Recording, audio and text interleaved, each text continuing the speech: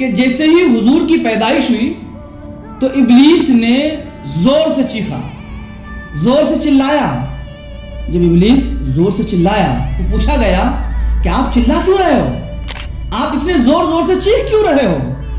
ابلیس کہنے لگا کہ دراصل معاملہ یہ ہے کہ میرا کام جو تھا وہ یہ کہ اللہ کے بندوں کو اللہ کے راستے سے ہٹانا تھا، لیکن آج اس دنیا میں ایک ایسا نبی پیدا ہو گئے ہیں کہ میں جن لوگوں کو ہٹانے کے لیے دنیا میں آیا وہ نبی ان لوگوں کو سیدھے راستے پر چلانے کے لیے تشریف لے کر کے آئے ہیں۔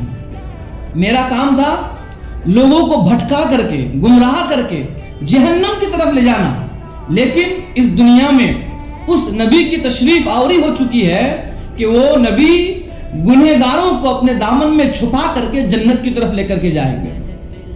پھر یہ ساری باتیں انہوں نے رکھی، پھر لاسٹ میں کہا کہ اس لیے میں چیخ رہا ہوں کہ میرا کاروبار بند ہو گیا، میری تجارت بند ہو گئی، میرا جو اصل مقصد تھا وہ ختم ہو گیا۔ اس کے بعد ایک شخص شہر مکہ میں اور چیخا، ایک یہودی جو تاجر تھا۔ جس دن حضور کی پیدائش ہوتی ہے شہر مکہ میں، وہ یہودی اپنے گھر میں ہوتا ہے، اچانک زور سے چیخا۔ لوگوں نے پوچھا آپ کیوں چیخ رہے ہیں، آپ کیوں چلا رہے ہیں؟ وہ یہودی کہنے لگا کہ مجھے ایسا لگ رہا ہے کہ اس دنیا میں آخری نبی کی پیدائش ہو چکی ہے، اس دنیا میں آخری نبی تشریف لے کر کے آ گئے ہیں۔ پتہ کیا گیا، وہ یہودی حضرت عبداللہ کے گھر میں گئے اور پھر حضور پاک صلی اللہ علیہ وسلم کے چہرے مبارک کو دیکھا، دیکھنے کے بعد پھر چلایا۔ لوگوں نے پوچھا اب کیوں چلا رہے ہیں؟ کہنے لگے اس لیے چلا رہا ہوں کہ آج سے مہر نبوت قوم بنی اسرائیل سے قوم بنی اسماعیل کی طرف چلی گئی ہے۔ آج جو لڑکا پیدا ہوا ہے یہ دونوں جہان کے لیے رحمت بن کر کے اور دونوں جہان کے لیے اور دنیا کے ہر ذرے کے لیے نبی بن کر کے تشریف لائے ہیں۔ میں اس لیے چلا رہا ہوں، اس لیے چیخ رہا ہوں۔ اب اس دنیا میں حضور کی پیدائش پر اگر کچھ لوگ خوشیاں مناتے ہیں، جلوس نکالتے ہیں، لنگر و نیاز کا انتظام کرتے ہیں، درود و سلام کا پروگرام ہوتا ہے، ذکر و اذکار کی محفلیں ہوتی ہیں اور اس کو دیکھ کر کے چلاتے چیختے ہیں، تو پھر میں کہوں گا کہ ان لوگوں سے کہا جائے کہ پتہ کرو آپ کا تعلق ان دونوں میں سے کس کے ساتھ ہے، ابلیس کے ساتھ یا پھر اس یہودی تاجر کے ساتھ؟ کیونکہ چیخنے والا بندہ صرف میں نے دو پڑھا ہے، اب چیخے گا وہی جن کو حضور کی پیدائش پر تکلیف ہوگی۔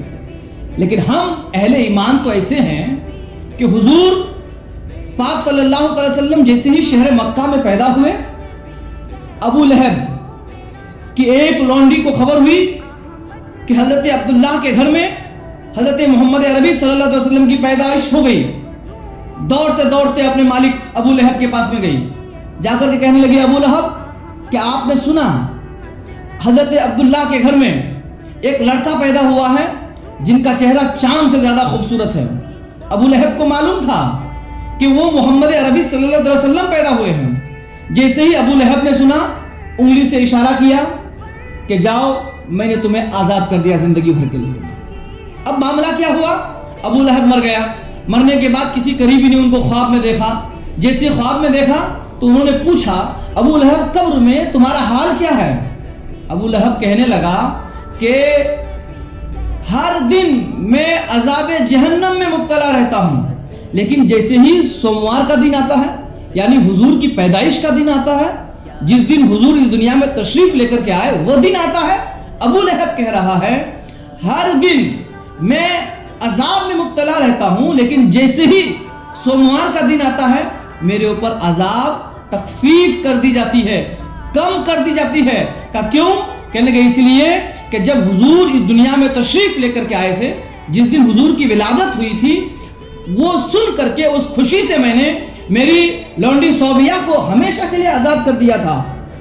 حضور کی ولادت کی خوشی میں ابو لہب جیسا جہنمی اگر اپنی لونڈی کو آزاد کر دے تو اللہ تعالیٰ اس پر کچھ دیر کے لیے جہنم کے عذاب کو تخفیف کر دیتا ہے۔ تو ہم تو بڑے ایمان والے ہیں، ہم بڑے خوش نصیب ہیں، ہم اپنی مقدر پر جتنی ناز کرے کم ہیں، جب تک ہمارے جسم میں جان ہے ہم حضور کی ولادت کی خوشیاں مناتے رہیں گے، اس لیے کہ نثار تیری چہل پہل پر ہزاروں عید ربیع الاول سوائے ابلیس کے جہاں میں سبھی تو خوشیاں منا رہے ہیں۔